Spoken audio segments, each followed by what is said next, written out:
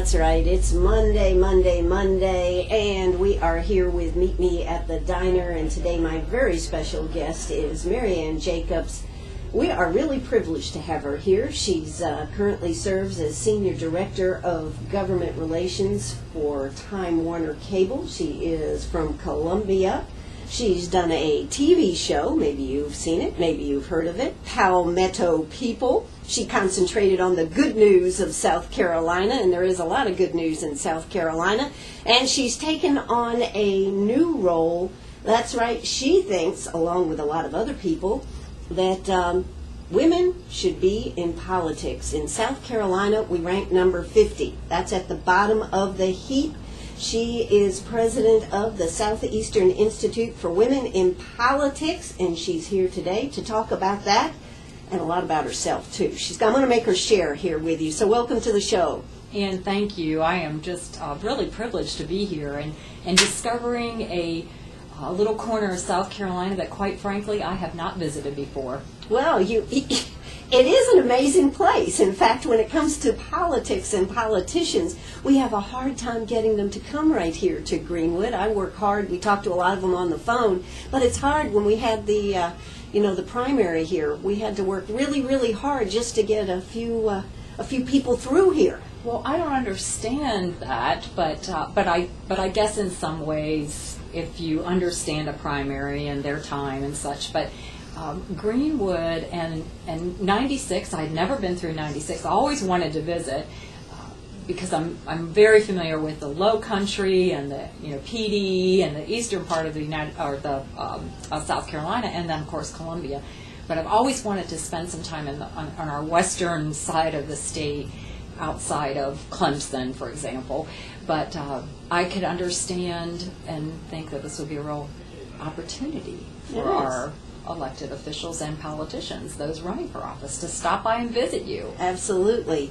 So, Marianne, where are you from originally? I don't think you're are you a true South Carolinian? Well, I'm not. I guess I'm not a true South Carolinian, although I have been blessed by many as a South Carolinian. When I say You've received a recommendation? Yes. Okay. Well, I'm from Pennsylvania, to answer your first question. Western Pennsylvania, just, not really even outside of Pittsburgh, but I grew up in Latrobe, Pennsylvania, where Arnie Palmer is from and has a golf course there, continued to. Went to school with his two girls. And did my undergraduate work at West Virginia University, so I wanted to get out of state. You could see the change already starting and my desire to make things happen and change things. So I moved to West Virginia, went to West Virginia University, and in 1979 I moved to Myrtle Beach to be at the beach and lived there for a number of years before moving to Columbia in 2002. That was a different time in society, wasn't it? Oh, it certainly was a different time in society. You wanted to get out in the world. I did. Yeah, people did, but I'm saying, in yes. general, women, men, everybody wanted to get out and see the world. Well, it's interesting.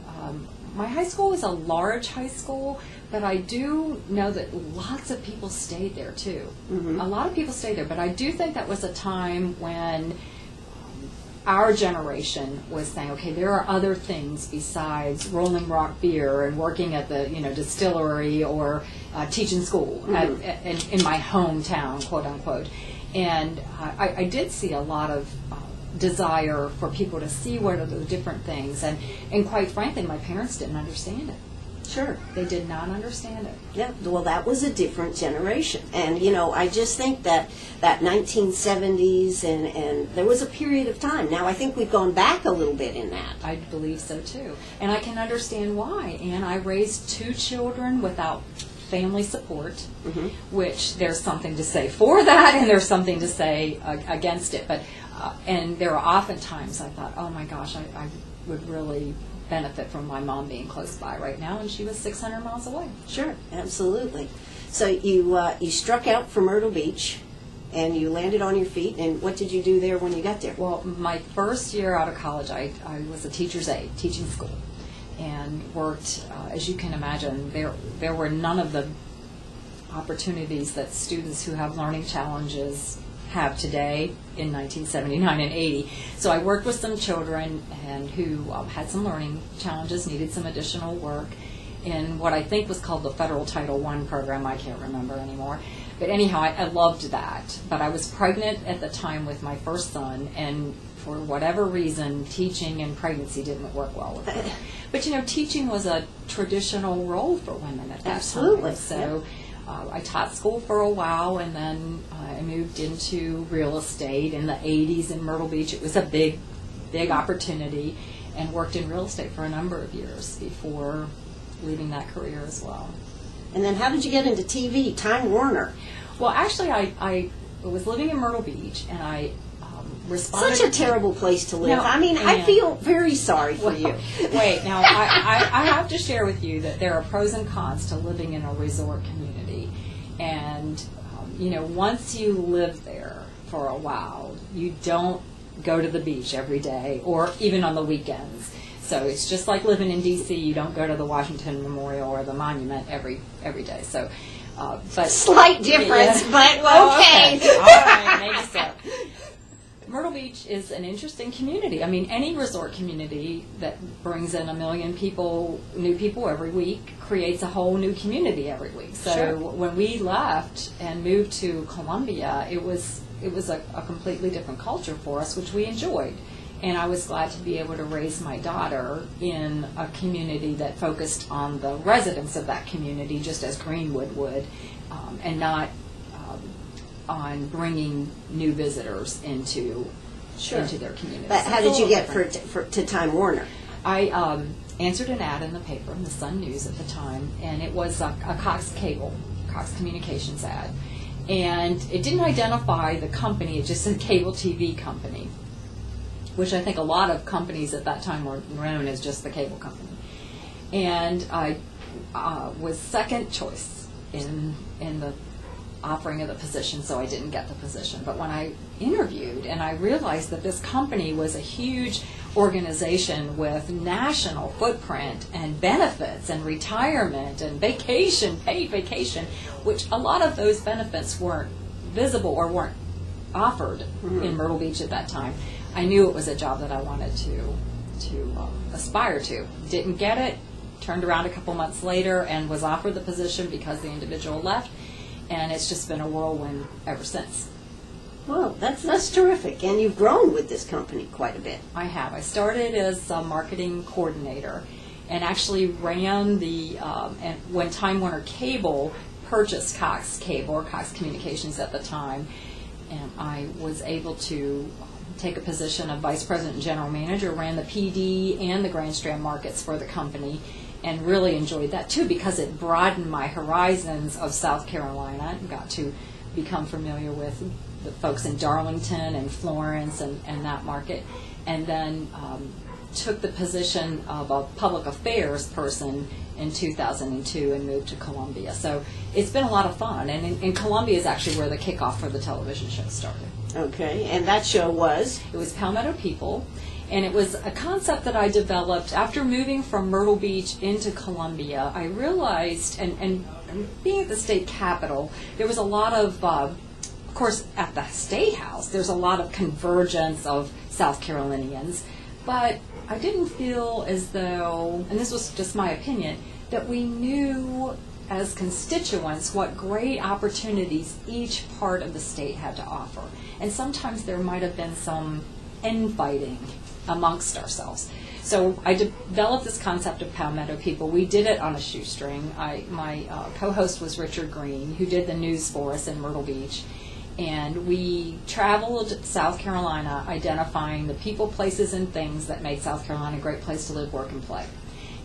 But you never came to Greenwood. We did not come to Greenwood, but we did go to Greenville. We tried to stay in... There you go. Yeah. I rest my case. Yeah, exactly. We tried. It was hard to justify, Anne. Yeah, I understand. When the company didn't have a presence in a community for us to feature. But toward the end, we started reaching out. We did spend some time in Greenville. We went to Pickens and some other places in the upstate. But we did not come to Greenwood. And had we come to Greenwood, we would have definitely stopped by here because this is an eclectic business with some great opportunity for a television show.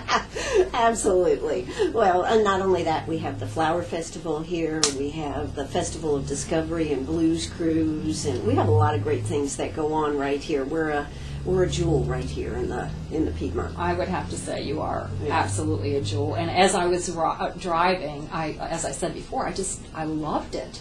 My daughter and I play this game called Cows in the Graveyard, where you can't play it on the interstate. You definitely can play it when you get off the exit from Newberry and head this way. So lots of cows. I saw a sheep farm. It is South Carolina. Ann. Exactly. It is South Carolina, and that's what this state is all about. Absolutely. Well, we are here with Mary Ann Jacobs. She is the Senior Director of Government Relations for Time Warner Cable. We're going to hear a word from our sponsors. When we come back, we're going to talk more with Mary Ann. We're also going to talk about the Southeastern Institute for Women in Politics. That's right. She's all excited about getting more women in politics. So don't you go away. We're back here at Sharp Facets Gallery on the 72 bypass. We are talking with Mary Ann Jacobs. And as I said, she is the Senior Director of Government Relations for Time Warner. She also has taken on a new job on the side, right? It pays very well. It's a group, the Southeastern Institute for Women in Politics, and we're going to talk some about that and try to find out why women aren't in politics, and particularly in South Carolina. You know, that is a big question, isn't it, Marianne? Why are women in South Carolina? Why do we rate number 50? At least we're one of 50, right? Right. But, you know, if you look at Puerto Rico, we become 51st, which is even sadder. And there are a number of factors that are considered when women may or may not run for office. And if you look at the social issues, it becomes even a bigger picture, Anne, as to why women may not run for political office. And in the press lately has been, particularly conservative press, you know, women are hit harder in the press. Their family is more of a target. Their personal history is more of a target. So that's obviously one thing that I think women think long and hard. But I also believe the greatest factor is that women are we're number one chief doubting officer. We just do not believe that we can run for elected position. Some of that is obviously just knowledge. Mm-hmm. Some of it is the history and the way we were raised. But the greatest thing that's happening in South Carolina now is the Southeastern Institute for Women in Politics, where we are identifying women who are likely or have considered running for office. We're training those women and providing opportunities for those women to run for office and take away the doubt and the I don't know how to file, I don't know how much it costs. But also we're working as a group of nonpartisan men and women to change the perception of women in politics and change the perception of women running for political office. And then we are also working to identify and uphold women that are in leadership positions and really demonstrating what women are doing in leadership positions now in South Carolina and across the United States. Well, you know, I think it has a lot to do with women are the caregivers. We are. That's true. You know, and taking care of family and family coming first makes it so that I think a lot of women think they don't have they can't put anything else first. And if you look at our politicians, you know, sometimes you look out there and would you want to put yourself in that position? Well, I agree. How about you, Miriam? Would you like to put yourself in that position? Well, there are times that I do feel as though I will run for political office at some point, and absolutely.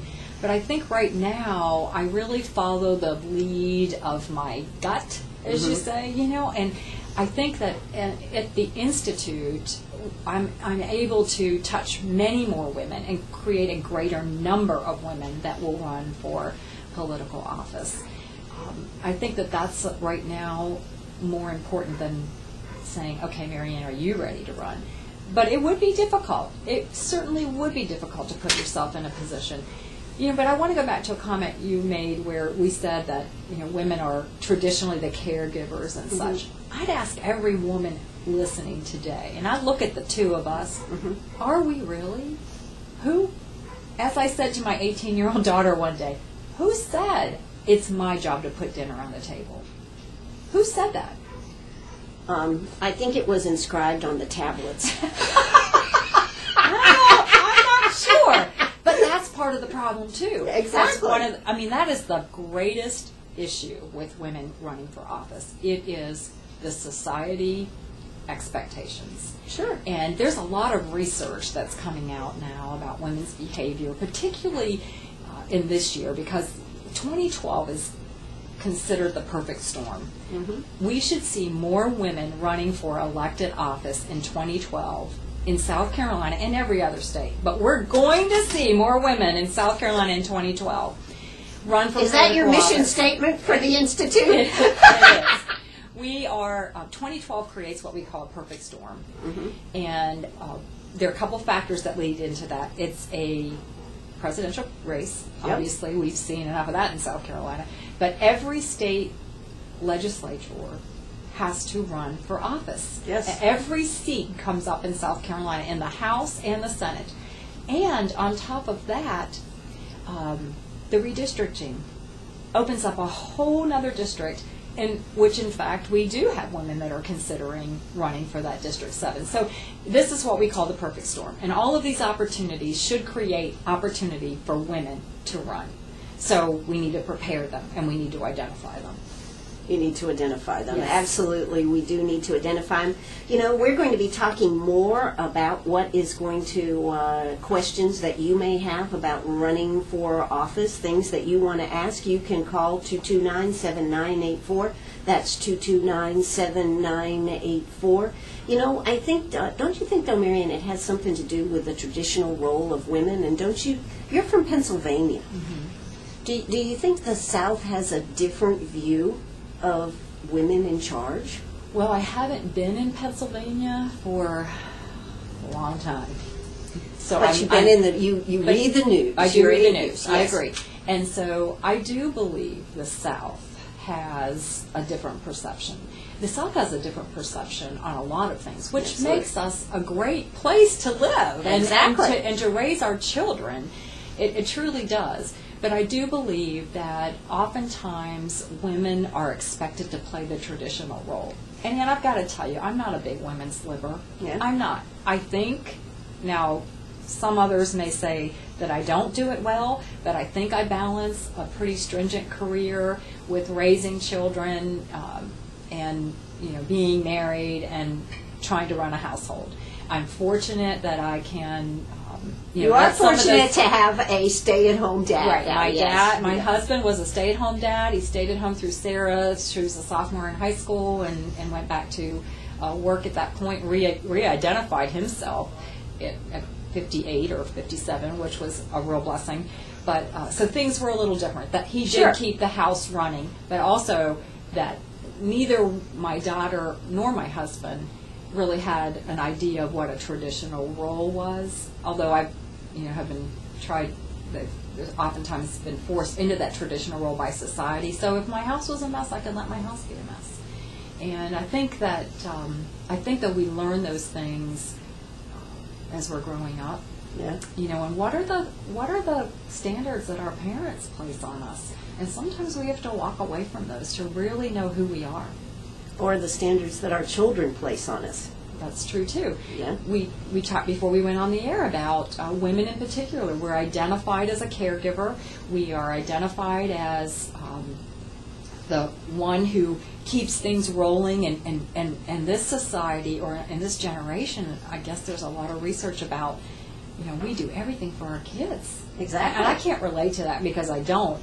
But I can Well, see. even your daughter told you she wished you'd been a stay-at-home mom. That's true. That's right. She And that did. crushed you, didn't it? It did. It crushed me. You're right. It's because I'm not a traditionalist. And if you are, and that's what you're called to be, and you are comfortable in that, and you feel you're fulfilling your mission, then then that's perfect. terrific. That's terrific. Right. That's not me. So for me to be a stay-at-home mom is that would not have been it wouldn't fulfilling you. It wouldn't have been fulfilling. She wouldn't have been happy. All right, we're here with Mary Ann Jacobs. We're going to talk more. I sure hope you're going to stay tuned. Right now it's time for South Carolina News, a word from our sponsors, and we'll be right we back. Are back here at Sharp Facets Gallery. Hey, we've been talking about a lot of stuff. It's hard to get back on the air, isn't it, Mary Ann? It is hard to get back on the air. For those of you who listen, we don't stop when we go to break. That's true. That's true. But, Mary Ann, you are representing a new organization, Southeastern Institute for Women in Politics. What's this all about? Well, you know, I don't know if it's so new, okay. honestly. Well, the Institute was conceived in 2007, so we've been in existence for 5 years and celebrating a lot of achievements. But it is all about identifying women and training them, preparing them to run for political office. And then it's also about the opportunity to change the perception of women in political office or possibly considering running for an elected position. And then highlighting the women that are in leadership. And we work a lot. Our board is a nonpartisan board. It is an issue-neutral organization. We always ensure that we have the equal number of R's and D's at the table and work together to just increase the number of women that are running for elected position. And it is critical that we do that in South Carolina. So you have enough Republicans and Democrats. You have the equal number there. Now I have to ask you a question. So does that cause nothing to happen? Absolutely not. We're a group of women. Well, I should say that. It is both men and women that come together, but absolutely not. We have accomplished so much. The Southeastern Institute just recently announced in January, actually, our trainings. We came together as a group, and with the partnership with Ideology and Blue Cross Blue Shield and a couple other organizations, we were able to take our trainings that we were running across the state, holding in different communities, and make them web-based training so that an individual who's interested, focusing on women, interested in running for political office could take that training in their pajamas if they wanted to at midnight, when oftentimes that's the time we find for ourselves, and decide whether or not they want to run for elected office. So we've accomplished a lot. We don't sit and say, no, that's more R, that's more D. We come together as a group and have been very productive. Maybe you could send some lessons up there to Washington, D.C. on how to work together then. Well, it's called the Southeastern Institute for Women in Politics, and we focus right now on South Carolina. Well, let's get this fixed, and then who knows where else we'll go. All right. Well, I was looking at, it says women candidates have the ability to use everything, including her personal experience when elected to office. That's true. There is a lot of research coming out, particularly this year, as to why a woman candidate and why it's vital that women have a seat at the table. And women have a tendency, and I'm speaking from research, we have a tendency to take what we've learned through the School of Hard Knocks, and we're more willing to share that and say, I've learned this, or be verbal about the mistakes we made and the behavior that we changed. So if we bring that to the table, it helps us to make a wiser decision. And women are wired differently, and it brings a level of diversity to the decision-making process. And it's not about replacing men. It's about creating a greater pool of decision-makers who think differently, who bring different objectives to the table, so that we can create the best solutions for South Carolina. Well, don't you think that women have a tendency to be very tough on other women? I mean, I think we see this in business. Women in business, I'm not sure that we know how to work as a team.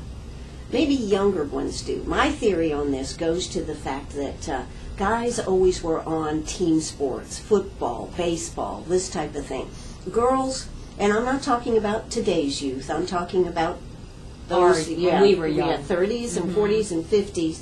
The girls then were cheerleaders, and look at me, and single, like tennis sports and this type of thing.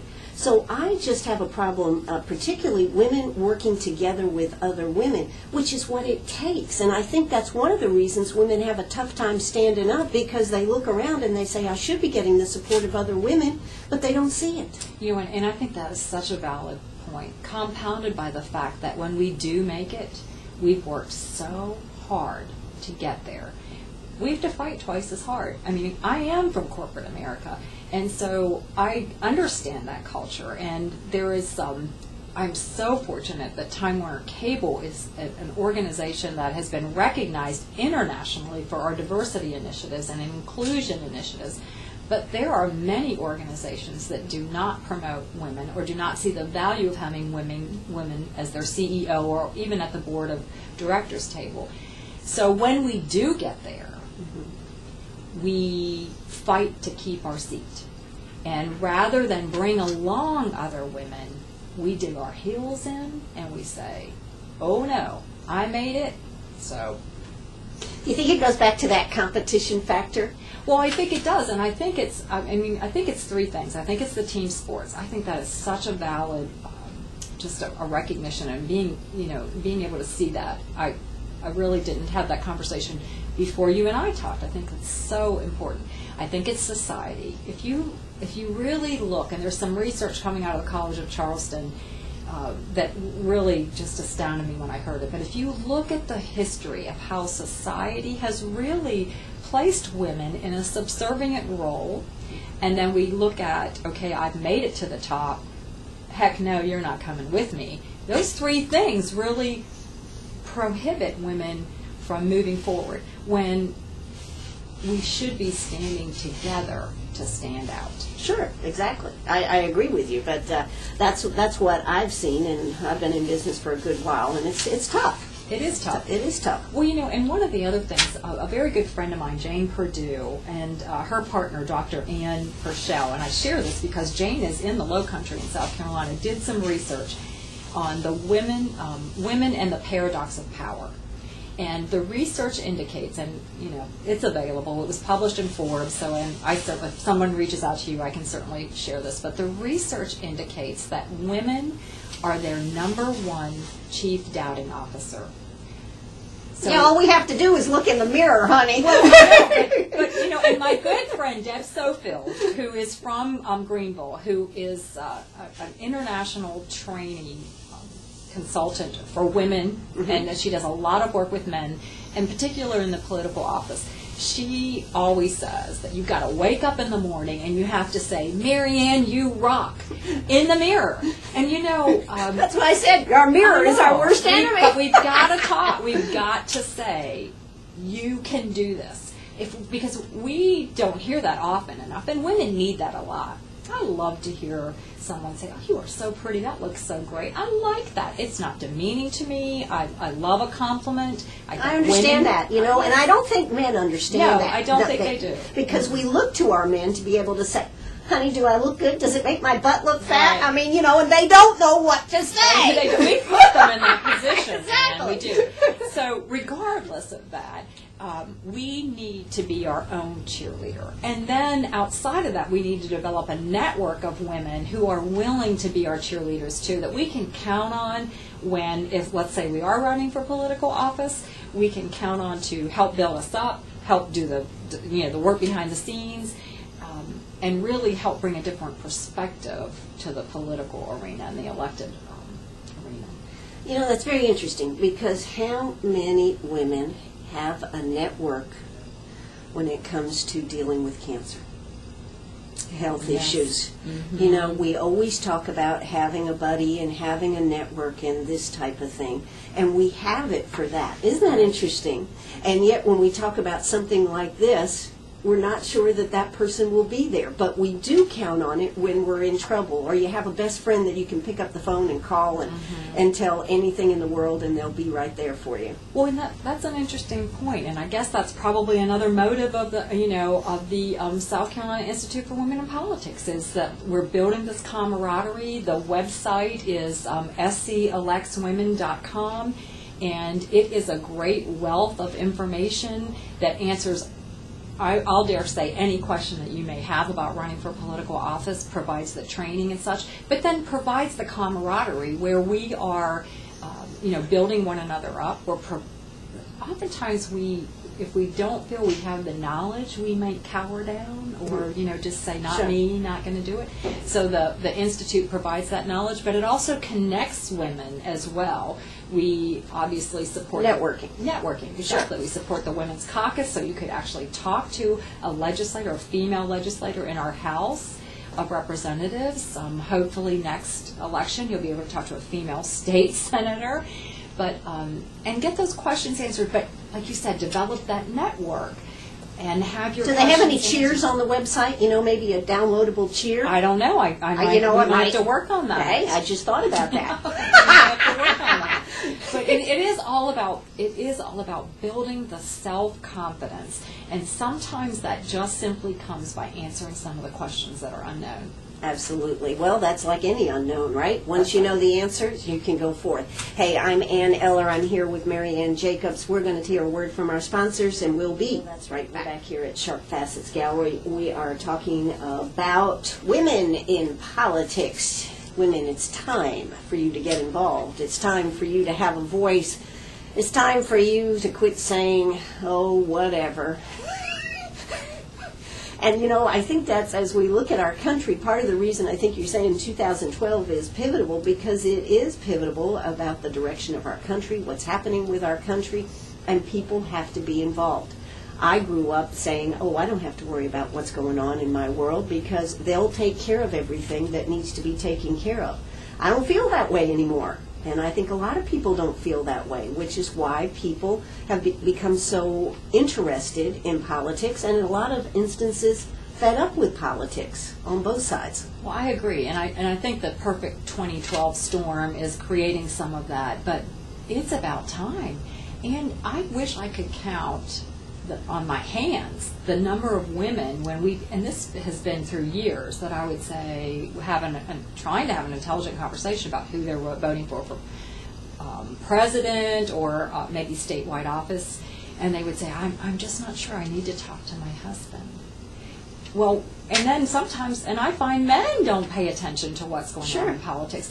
And what's very interesting is that more happens on the local level, policy on the local level in Greenwood or Seneca or Beaufort has a greater impact than the federal level, oftentimes. I mean, talk about your school boards. Exactly. School board will decide whether your child gets on the bus at 6:15 a.m., excuse me, in my personal opinion, absolutely ridiculous, or at 7, right? Which I still think is a little early, but the school board has a huge say in how families run their lives, and we often go, oh, let somebody else. I'm not even going to vote. I'm not even going to register to vote. Right. Come on. People need to understand. First of all, it's our God-given right, and America was based on that. Exactly. But you have to, in order to protect your family and what you feel is important, you have to get involved in one way or another. I hope more women run for elected office, but I just hope more people become more involved in what does happen. In the political process. Exactly. It's important. Yes. And we can't turn away from it just because it's not to our liking. No, we should turn to it when it's not to our liking. Exactly. And we should ensure that women are at the table. And it is not, again. You sound like a woman's liberty here. Women should be at the table here. It is not about, it is not a women's lib issue. It is absolutely not. It's about creating diverse thinkers at the state house, at the school board level, at the county or municipal level, It's bringing different methods of thinking. Do you know that in this research that I quoted earlier from Jane Purdue and the Women and the Paradox of Power? In 2009, we just went through, and I think many people would say we're probably still in this recession/depression, whatever it is of this year. We're still there. Yes. Okay. Organizations, Fortune 500 companies that had women as CEOs or CFO or women on their board of directors did considerably better financially than organizations that were run solely by males. And that is not because it's a man versus woman thing. It's a diverse thinking. It is women bring. No, it's because they were paying women cheaper prices now. Well, it's still, they are still paying women below what men make. So bring them on board because you can bring them on board cheaper. Is that right? No, but to be successful, if I hired all Mary Ann's, which we have a tendency to hire those that are just like us, so that's part of the problem. But if I hired all Mary Ann's to run an organization, we would all be big, global, visionary thinkers, and no one would be answering the phone. Right. And we'd lose business. We'd lose all of our customers. So it's a matter of building the diverse decision making and and why is that critical to South Carolina? Because when we have diverse thinkers, when we have women and men at the table, black, white, yellow, pink, green, color, whatever, we think differently. So when there's a situation of an economic opportunity or an economic downside, we're looking at it and saying, what's the best solution? This has women at the table can have a huge impact on South Carolina moving forward. And the very fact that we have a woman governor, yes, is pretty amazing for South Carolina. Number one. Number two, when you look back at the election and how the election process went for Governor Nikki Haley, it was pretty tough for her to get there. It was tough, but she handled it well. And she had her network of individuals surrounding her, not just women. Right. And I don't know Governor Haley personally, but you could see it, and that's what pushed her forward, and her proponents and such. And she did it right. And you are right, Ann. For South Carolina to say we have a woman, a lot of people will say, well, isn't that enough? It's not enough. No, it's not enough. I just think, when you look at South Carolina and the fact that we have so few women in politics, to have her as our governor is pretty amazing factor. It's amazing, and we should celebrate it. Absolutely. We should celebrate it, yeah. And it should be, and it's part of that 2012 perfect storm. Yes, Governor Haley is part of that. She is setting an example for women, where women across South Carolina should be saying, you know what, I can do that, because that I can't be what I can't see. Right. We can see it now. Absolutely. And not only that, we have representatives, particularly from the upstate, many female representatives in the state. Sure. House we have Ann Parks right here from Greenwood. Right, that's right. And yep. we have Joan Brady in Richland. She's from the Columbia area, but serves a small community there. I right now cannot remember the name of it for the life of me, but I drive down it. Forest Acres, thank you. And our county council up here and city council are made up of men and women on it, so it's a pretty balanced. In fact, as one of the activities that was it county or city council, they all wore hats for one opportunity here, where like Easter bonnets. Yes. Wasn't that effective? Yes, it was. I bet they made a lot of decisions. They did make a lot of decisions. You're absolutely right. And Ann, I think your invitation for me to come and talk about the Southeastern Institute for Women in Politics, it's important for me just to say real quickly, if you don't mind, I know we don't have a lot of time, is that all of the information about should I run, how do I run, why do I run, is all on the SCElectsWomen.com website. You can just Google Southeastern Institute for Women in Politics. But one of the questions I would have is, okay, how much is this going to cost me? Mm-hmm. All there. When's my deadline? It's there. And the deadline is coming up.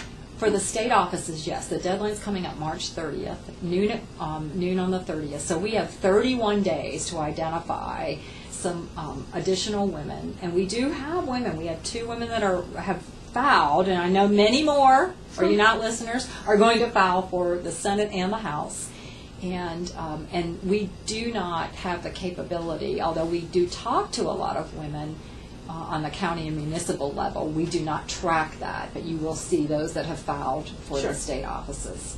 So now that website one more time, SCElectsWomen.com, SCElectsWomen.com. Now, what if somebody just wanted to pick up the phone just because it's easier to pick up the phone? Do y'all have a phone?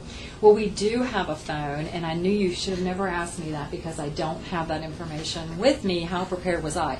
But I'll tell you what we do. We talk, every board member talks to women who are interested in running for office. So dare I give out my cell phone number, but, Oh, here she but goes. I will. I'm in Columbia, so it's 803-917-6948. But obviously the website would have a telephone number as well. They may not want to talk to me. They might want to talk to a male who's on our board. But we do. We work very hard. It's a working board. We work individually with potential women that are running for office to provide and help them build that network. And once you make the decision to run, I guess you're right there helping too. We are absolutely building them up, providing opportunities, and increasing the awareness of women running for office. Well, this is WLMA right here in Greenwood. My very special guest today has been Mary Ann Jacobs. Mary Ann, it has been a pleasure to have you here, and it's so nice to meet you. And I have enjoyed this so much. I'm coming back anytime you want me to, and I Okay. think you and I can talk about any topic. You pick it, I'll research it, we're ready to go. Thank you so much. I thoroughly enjoyed my drive to Greenwood, and I know I need to come back. Absolutely. Check out the website, SCElectsWomen.com. Check it out. If you're sitting out there, hey guys, if you know a woman that should run for office, recommend that she check this out. Hey, thanks for listening today. This is WLMA right here in Greenwood. You know, the price of gold, come see us right here at Sharp Facets Gallery. You'll be glad you did. You know I'm always paying more than anybody else, and I buy your diamonds and the silver and all of it. Come see me today. That's going to do it for us. Bye-bye, everybody.